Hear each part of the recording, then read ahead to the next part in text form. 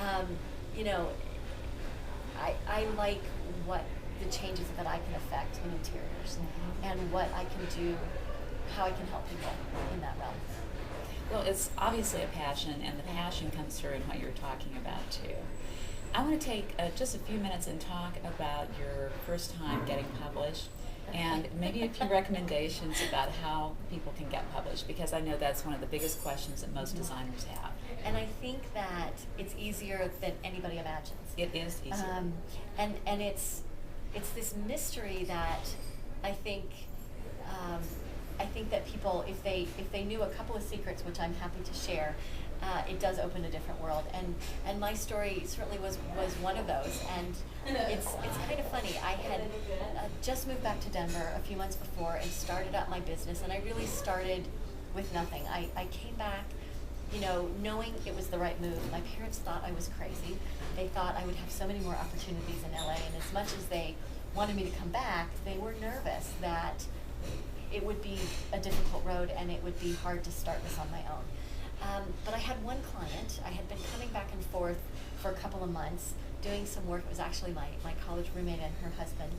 And I just knew. I just knew it was the right time. The economy was turning around here. This was in the early 90s. I just knew it was what had to be. So I came back, started up my company at the beginning of February in '94. And a few months after that, there was an event at the Design Center that they had done every year, and then they stopped for a while. Now we're doing it again. And now it's called Market Days. I don't remember exactly what it was called then, but they had different seminars and different people speaking to designers, and it was a great opportunity, it still is today, to really learn from people in the industry that have a lot to share with us. And there was a symposium with a woman named Evelyn McGraw, who at the time was the editor of Colorado Home and Lifestyle. I'm sure you remember I her. do.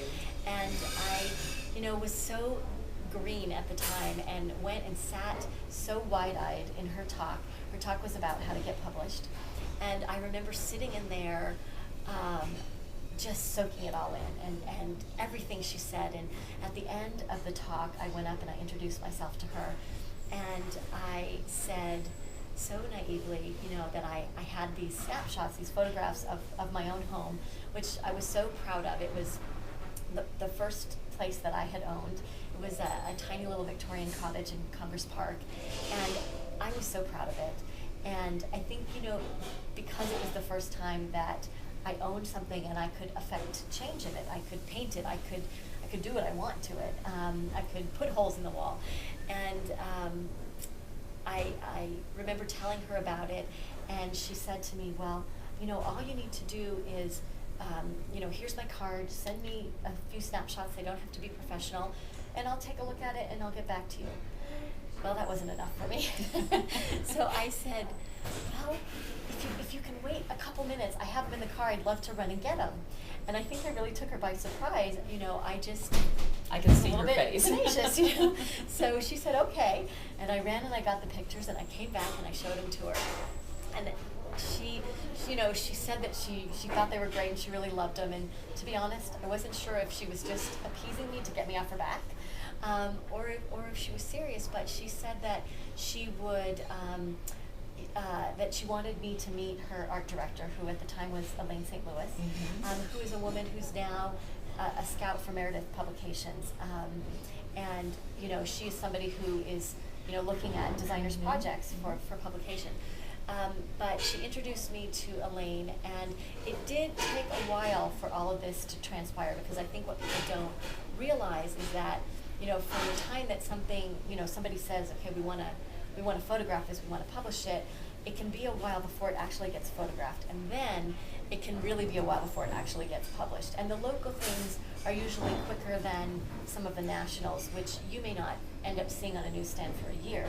It just their editorial calendar can change, and you never know what could happen. But it was maybe a year and a half from the time that I had that first meeting with Evelyn to when it actually ended up in the magazine. But what did transpire was a great long-term relationship with both Evelyn as well as Elaine. They shot my house, and what I didn't really realize and appreciate at the time, because it was a 6-page spread, there's been a few times that I've had that big a spread since. I've been so fortunate to have the opportunity to have a lot of my work published, both locally and also regionally and nationally. And that first opportunity was really amazing. It was a great in-depth article, and it had a lot of pictures in it of that first place. And it was really cute because I can't tell you how many times since then that I've met with potential clients, and they've either had that article that they've saved. Sometimes they've known that it was me, and sometimes they didn't. I've had a few times where people have their style file that they tear out and they collect things that they want to show a potential designer, and there's been times where they've pulled out my things and haven't even known. So that's a great compliment. It's really cool when that happens, because then you know that you're really in sync and that you're the right fit. Right. And that's a whole other conversation. But as far as the publishing, what I learned that day is that the biggest obstacle to getting published is not showing somebody your work. And the best way to get published is simply, you need to let people know what you've got. And whether you send it in the mail, some photographs, or whether you, now with the age of digital, everything's changed. And it's simply finding out who is the editor, who is the person that is receiving projects, getting their name, getting their spelling correct. There's nothing worse than sending something to someone. I mean, when you get resumes how many times, and if they haven't taken the time to do the research, and they have my name correct, and they have my company, and they have the basic information correct, I won't look at it. So it's the same that if, for designers that are sending, do your research, get your information correct. It's as simple as sending things. And, I certainly can't promise that, everybody's work's going to get published, but every editor I've ever talked to says the same thing. The biggest obstacle is because you don't send it. It's exactly right. And I think that I've been published quite a bit too. I've been very fortunate in the same thing. And what I learned was developing relationships with these people. You develop a friendship, you have coffee, you have lunch with them, you get to know them, and if you do, then when they're looking for somebody to feature, they'll come to you and say, do you have Absolutely. a project? So. And even if it's just that they're calling you for advice, and maybe you're only getting, a one-line statement, but you're getting your name in that one-line statement, and then you want to be that go-to person or one of those go-to people that they call. And as you said, that it's developing the relationships is so important because they change over a lot. I think particularly with some of our more local, with Colorado Home and Lifestyles, since that day I met Evelyn, I think that I've, developed and developed relationships and met maybe 6 different editors over these years, over the last 14 and a half years. There is a lot of changeover, and each time it's exciting because we get to see what their vision is and get on board with, what fresh view are they going to bring to the magazine. So, it's not a bad thing for us. It means, we start over and we develop those relationships again, but it's exciting to see where are they going to take it, and, that's a good thing. But it's work.